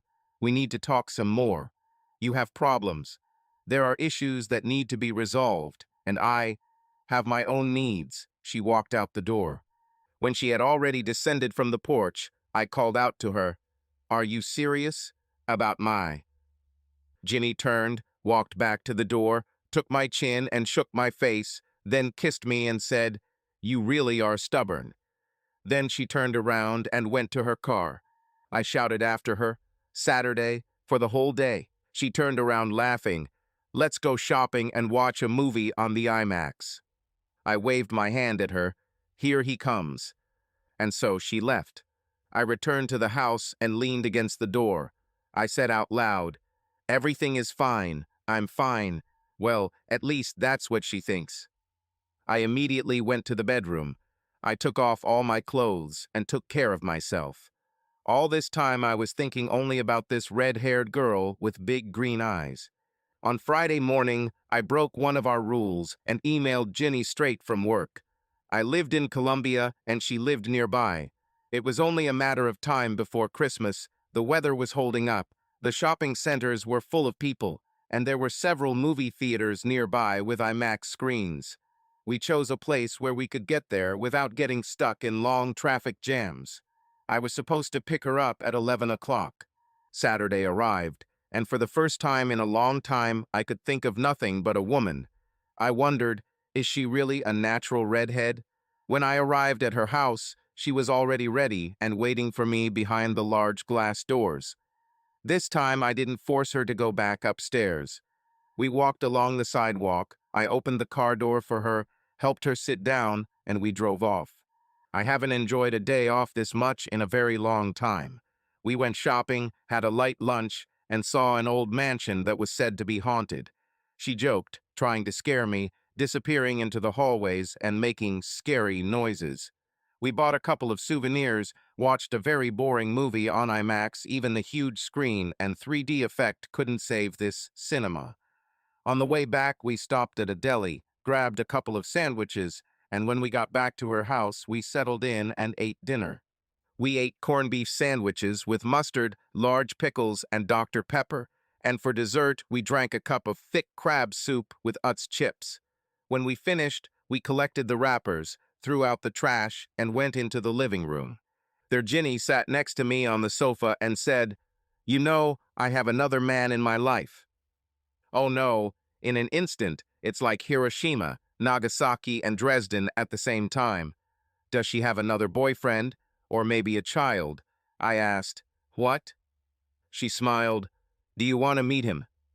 I replied, do I have to do this? She laughed. Wait here, and disappeared into her bedroom. A few seconds later, she returned with a small box. Opening it, she peeled back the wrapping paper and pulled out a pink sex toy. Holding it in front of me, she said, Caden, this is Patrick. Patrick has been a special friend of mine for the past few years. In fact, he was my only male friend, and for a reason. Do you want to know why, Caden? With these words, ending with a question, she handed over her friend to me. I took the toy and replied, yes, I would really like to know why that was your only male friend. Ginny leaned back on the sofa, causing a subtle movement of her breasts under her blouse. This movement made me feel a little nervous. Prankster. She froze, holding my gaze, then lightly touched her breasts with her fingers and asked with a faint smile, is that better? I laughed quietly. Oh, you cunning one. She grinned and dropped her hands to her knees. Only when I looked at her face did she continue the story. I already told you about Chad and what he did and said. After him, and especially after Lionel and his lies, I decided that I was done with men. Caden, I fell in love twice and left with a broken heart both times. I vowed not to get involved with men again until I found someone I could truly trust. I nodded, agreeing. I understand you. I also thought that Angela would always be with me. I think I gave up too. Ginny waited until I had finished and then continued, I think I've made some kind of list of what the man I want should be like. I started to say something, but she stopped me, saying, wait a minute, I have to say this. I nodded. Okay. Caden, I've decided that the man I want must want what I want. She turned slightly again, so that the fabric of her blouse again outlined her figure seductively. Then she said, I want someone I can always trust, someone who will always be there, someone who will put me first, who will never betray me, a real man who will not run away, who will be faithful and reliable. Understand? I understood her in every word, but this was an opportunity that I might never have again. I chuckled. Sounds like you need a dog. She hit me in the chest, and the blow was noticeable. Then she blinked, smiled, and said, no, Caden, I want a white dress with a long train and a veil. I want someone to get down on one knee and put a ring on me. I want a big wedding. I want to discuss the names of our children, and not just one or two, but maybe 5 or 6. I want to quit my job, bake chocolate chip cookies, sew dance outfits, complain about the noise in the minivan, join a church, and teach Sunday school. I want to argue about where to go on vacation, what design to choose for wallpaper, where to put the TV, and... I took her hands and interrupted. You can stop. I understand. She looked me in the eye, and I added, you can tell Patrick he's free. You found the one you were looking for. She turned her hands over, squeezed mine, and asked, are you serious? You know I am. You wouldn't. I saw that she was scared. Jeannie, I've been in your shoes, I've experienced it myself, and I don't want it to happen to you. I watched as the tension left her, as she seemed to resign herself. Then he added, when can I meet your family? Jeannie leaned back on the sofa. She extended her right hand and pulled me towards her. I felt her soft, sweet lips on mine.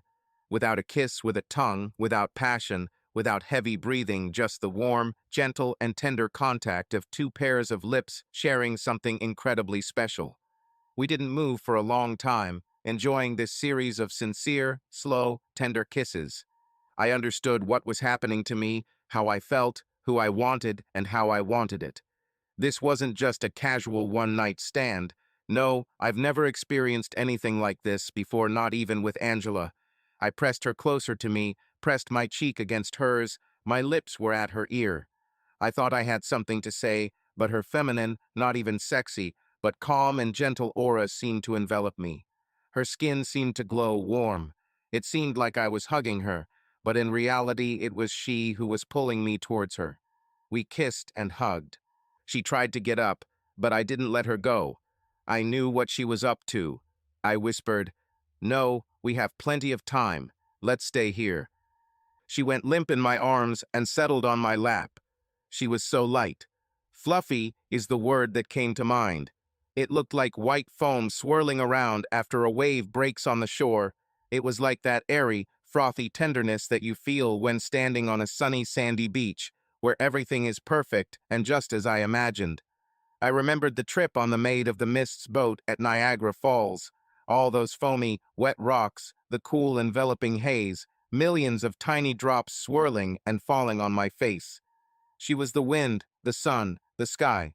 We slowly took off each other's clothes. She was thin, but not bony. Her skin was like cream-rich, velvety, magical. Her body had a softness that, when you touched it, felt like butter melting on your lips. All I wanted was to run my hands over her body, to feel her, to touch her, to love her. Her arms and legs were small and graceful.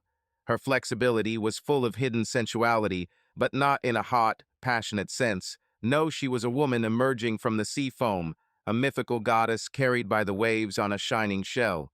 She was Aphrodite, unearthly, sublime, perfect. Her breasts resembled rosebuds.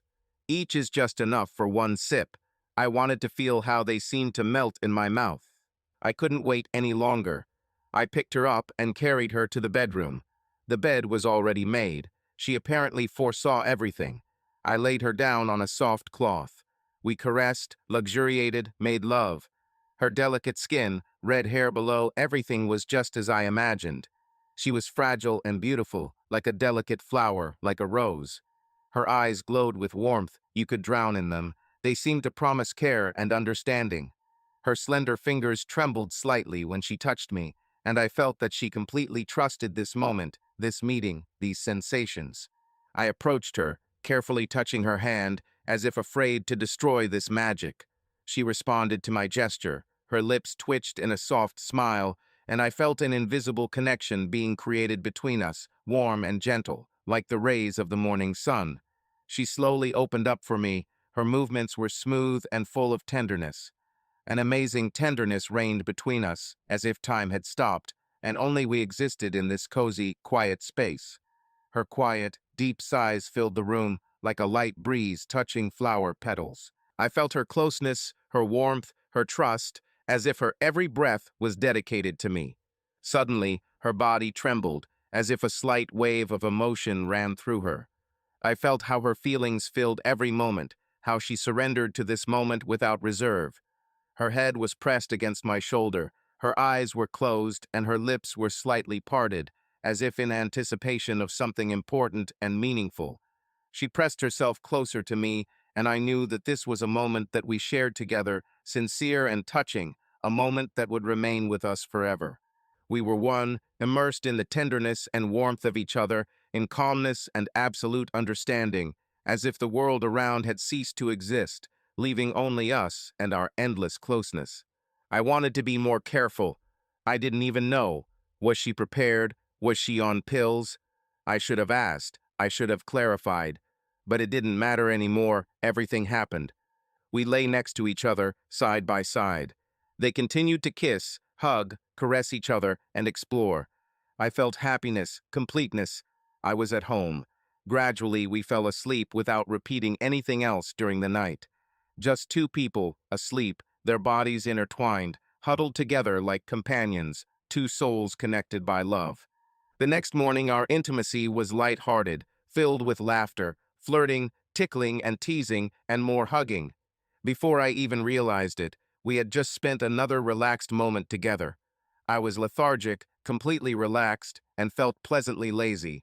I looked at my watch. It was about 11:30. I lay with my eyes half closed, her head resting under my right arm. Jeannie stood up and leaned towards my dignity. I watched, wondering what she was up to. Previously, I liked it when a woman showed tenderness and affection towards me. Angela liked to do this too, although sometimes she had a slightly unexpected approach. At times, it seemed to me that her playful actions could turn into something more daring. Jeannie gently touched me, showing tenderness and care. She did it so softly and delicately that everything was over in an instant. I was so surprised that I screamed, "Damn, sorry, Jeannie." She smiled at me and asked, "Did you like it?" I grinned back, "What do you think?" Jeannie lowered her head to my stomach, staying close and showing her attention. At that moment, I felt incredible warmth and care, as if no one had ever loved me so much before. It was Sunday, the first day of the week, our first day. After a while, we were having scrambled eggs for breakfast, and I asked her, "Are you taking pills or something?" She didn't look at me. "No." I pretended to count. He raised his hand and began to bend his fingers, counting the months. So, January, February, March, April, May, June, July, August, September. He reached the end, frowned, and said, "It looks like a wedding in June will have to be ruled out." She looked up, scared. "What?" I said, "In June you will already be 6 months old. A white dress is unlikely to do. We'll have to plan something for early spring if you say yes and your mom and brothers agree." She asked, "Are you proposing?" I smiled at her. "Yes and no." She looked puzzled. I added, "You see, I learned the requirements recently. That is, I need a ring, then we need to ask your mother for permission. Once this is settled, we will organize something official. Do you mind?" She didn't say anything, but took a fork, picked up some of the egg, and threw it at me. Then she smiled and said, "Oh, how your whole face is covered in egg. Of course I agree, but what about work?" I crossed my eyes. "Don't worry, I'll take care of it." This is how we spent our first weekend together. How could it get better? I didn't know much, but it got better. We spent that Sunday discussing where we would live and how I would handle things at work. We agreed that since my house was more spacious, her things would move to me. We compared the furniture. There were things she liked, and there were things I liked. We agreed to rent a warehouse for the rest. We decided to wait a week or a little more to move. She was ready right away, but I held back a little. He said that I wanted to meet her family first and talk to her mother. So she called and made an appointment for next week. We went to Hagerstown where her mother and aunt lived. Her brothers were supposed to come too. Both brothers were married and had children, so there was a big meeting coming up. We agreed to meet with her family on Christmas Eve in the evening. It was a weekday, and of course, her brothers and families had to accommodate us, but everyone was able to come. I was surprised to see that, despite Jeannie's diminutive size, both of her brothers were about my height. I'm over 6 feet tall myself. Her mother and aunt were small. Mom had light brown hair and brown eyes, but aunt looked just like Jeannie. Everyone treated me with understanding, although her mother seemed a little wary. I kept a low profile, knowing that the only way to dispel doubts was to prove myself with time and good behavior. And there is no one I would like to please with my behavior more than Jeannie. I received the expected parting words from my brothers. They weren't particularly friendly, but I knew I could build a relationship with them over time. We managed to insert one successful replica. The older brother said something about how they didn't expect me to put her on some kind of pedestal. I replied that she was already on the pedestal when I met her. I think they liked it. One day before meeting her family, I secretly went to get a ring from Jeannie. I know I said we'd pick it together, but I was too excited. I didn't want the ring to be ostentatious. Besides, I wasn't fabulously rich. I found a good one with a perfect stone, just a carat in some special setting. There was a beautiful box to go with the ring, and I decided that the right moment to propose would come over dinner. I waited while Jeannie's mom brought the pies. When her mom came out with the desserts, I raised my left hand and said, "Can you wait a second?" Her mother looked at me. "Of course, I think so. What is it?" I took out a box. "I have something here." Yes, I was being a little stupid, but Jeannie said she wanted the full show. I took out the box, got down on one knee, opened it, took out the ring and asked, "Jeannie, will you marry me?" She knew this was going to happen. She smiled, extended her hand to me, and quietly whispered, "Yes, I will marry you." I put the ring on her, stood up, and we kissed. One of her nephews, and now my future nephew, made a kissing sound, and everyone laughed. I smiled at her, she smiled at me, and all I could think about was that one book my mom made me read when I was in school. It was called The Pilgrim's Progress, and it was written by a man named John Bunyan. The book told the story of a man named Christian who began his journey in the swamp of despair, and by the end he was already on his way to the heavenly city. The book was an allegory about the struggles a Christian faces in his life until he finds peace in heaven. I remember how much I hated reading it at the time, and now I was thinking about my life. Just a few months ago, my first wife considered me unworthy, she betrayed me, and left me alone. I found myself in that very swamp of despair, and now I sat at the table, looking at the woman who would soon become my wife, and knew that I had found my way to the heavenly city. Jeannie and I discussed the work, and she agreed to leave everything at my discretion. We didn't tell our colleagues anything in the week before meeting her family, so we didn't have to go into the office until after Christmas. On the first day after the holidays, we went to work together. We walked into the office holding hands. Jeannie made sure everyone noticed the ring on her finger. She went to her desk, and I went to my office and called Mr. Pert. Asked permission to see him and Mr. Moravia as soon as it was convenient. By 10 in the morning, I was already sitting at the table in the conference room. Mr. Pert asked, "What's on your mind? Did something happen?" I was as nervous as a butterfly in the wind. I replied, "Jeannie Dunlap and I are engaged and getting married." Both men jumped out of their seats at the same time. They surrounded me, patted me on the back, and shook my hand. Mr. Pert picked up the phone, called his secretary, and asked for Miss Dunlap. A couple of minutes later, Jeannie appeared. She looked scared. She probably thought one of us would lose our job. We've already discussed this. Mr. Pert and Mr. Moravia surrounded her too, each kissing and gently hugging her. They congratulated us both. I asked, "Will this cause problems?" They looked at each other. Mr. Moravia was the first to say, "We'll have to have a little celebration." Mr. Pert added, "It's not complicated. Some cake and let people bring gifts." Mr. Moravia continued, "We can do it on Friday.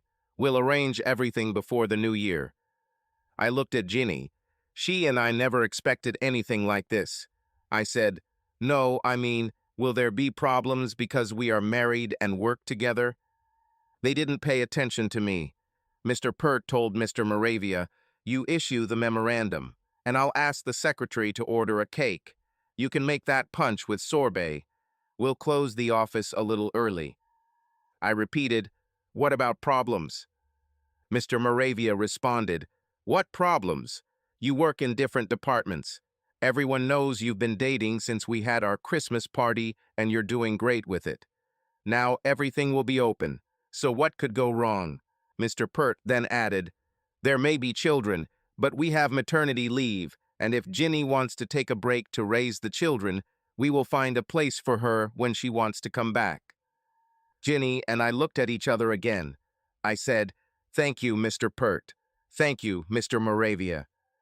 Ginny added, "Oh yeah, thank you." Mr. Pert ended the meeting with a sly grin. We like you both. You are both hard workers, reliable, and always stay within limits. We wouldn't want to lose any of you.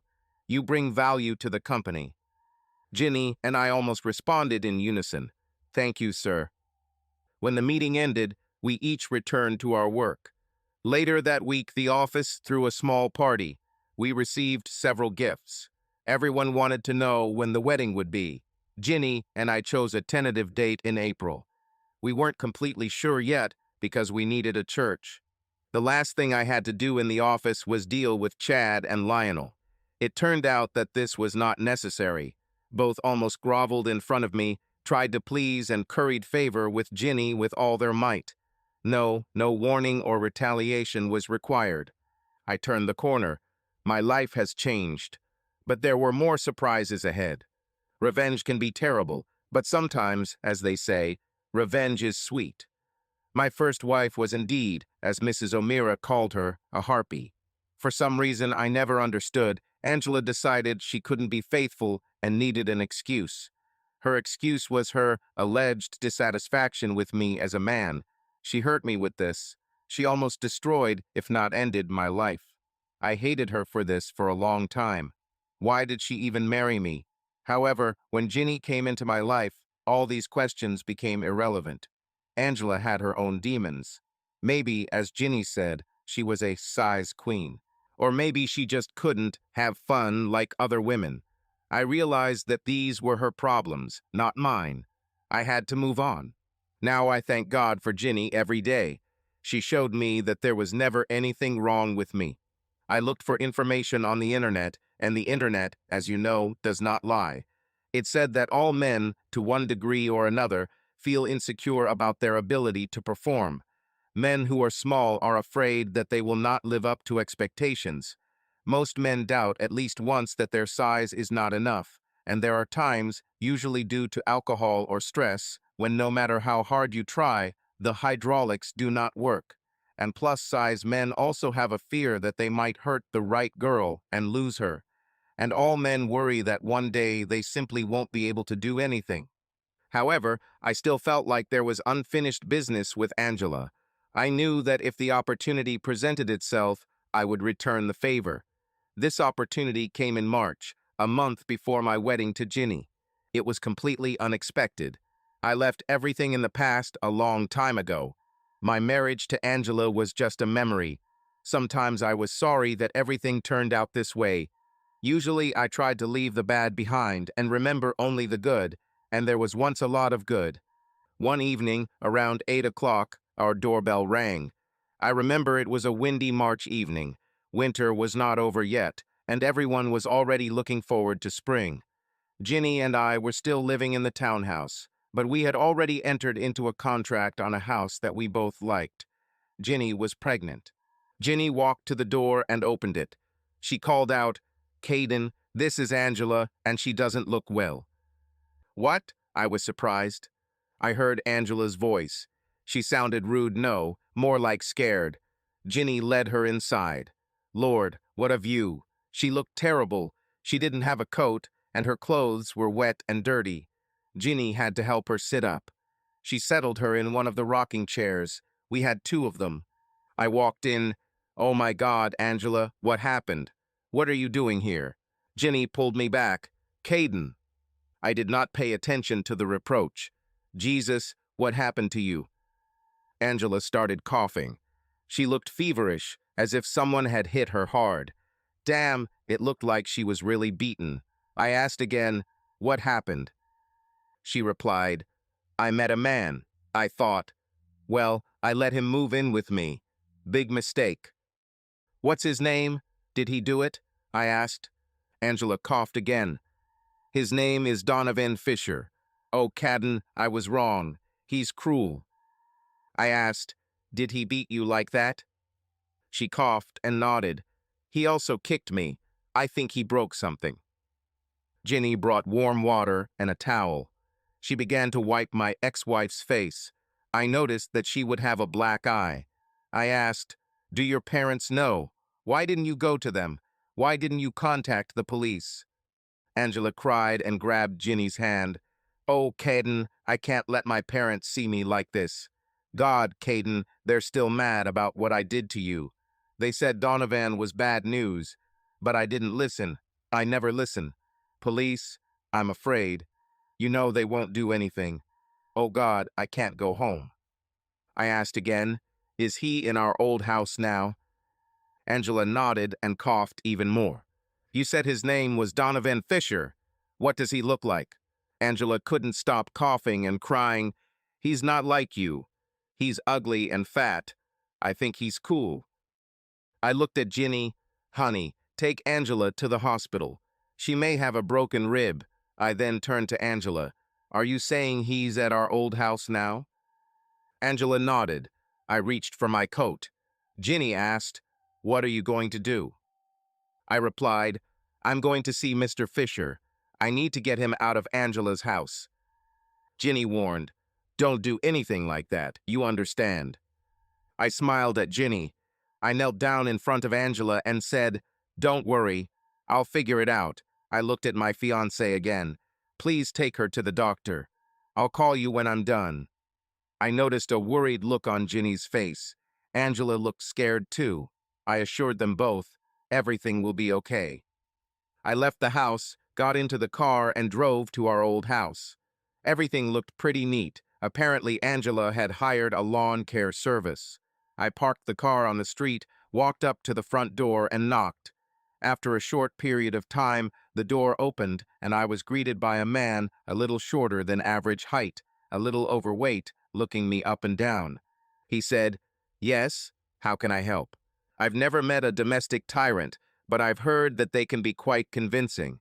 I asked, are you Mr. Donovan Fisher? He nodded. Yes. Who are you and what do you need? I didn't answer. I just pushed him away and entered. Fisher was shorter than me, and I had the advantage in height and weight. Besides, I've been working out since I proposed to Ginny, and he seemed a little drunk. My first blow hit him right in the nose. I threw it with my right hand without thinking. He was already starting to fall when I added a left punch to his stomach. His hands, first reaching for his broken nose, immediately darted to his stomach. He doubled over, and I brought my clasped hands down on the back of his head. He collapsed on the floor as if knocked down. He kicked my ex-wife. Damn it, I was wearing sneakers, not shoes. It's a pity, otherwise I would have shown him what it's like to take a good hit. I pulled my right leg back as if I was going to kick the ball on the football field and kicked him in the ribs as hard as I could. Alas, there was no crack, but even without this, I knew that he was in pain. I took a step back, watching him. He lay on the carpet, writhing in pain, gasping and sobbing hoarsely, covered in blood. I stood over him and waited for him to speak. Finally, he looked up and stammered, I'm now. Before he could finish speaking, I kicked him again, this time right in the face. He leaned back. I was breathing heavily, but still squeezed out. You won't do anything if that's what you wanted to say. What you will do is pack up your dirty, wretched body and get out of this house. Right now, take your coat and keys, get in the car, and never come back here. It dawned on him. He began to slowly crawl towards the living room, where his coat lay. God, how I wanted to kick that bastard again. How could you do this to a woman? I followed him and, pushing him with my foot, pressed him into the sofa. Can you hear me? I shouted. Through blood and groans, he whispered, yes, I hear. I wanted to beat him until the morning, but I stopped. Beat a man who raises his hand against a woman. He wasn't worth it. Fisher somehow got to his coat, put it on, and tried to get up, but his legs gave way, and he collapsed again. Do you want more? I shouted. He managed to get up and stumbled out the door. I followed him to take down the license plate of his car and watched as he got behind the wheel, gasping and wincing in pain, and drove off. After that, I called Ginny. Angela took sick leave and missed a week of work. We persuaded her to call her parents. The next day, I stopped by her house again, checked the situation, and called a cleaning service to tidy up the carpet. Later, Ginny and I returned there and spent the night cleaning the house from top to bottom. Angela stayed with us and recovered for almost 3 weeks. Every day after work, I drove by her house to make sure Fisher had not returned. I never saw him, so he seemed to understand my message. The incident with Fisher left Angela seriously traumatized. After 3 weeks, she was still afraid to return to her home, so Ginny invited her to stay in our guest bedroom. In fact, Angela stayed with us until the wedding. She never returned to her home. We put a contract on a house we liked and gave the townhouse we were living in to Angela.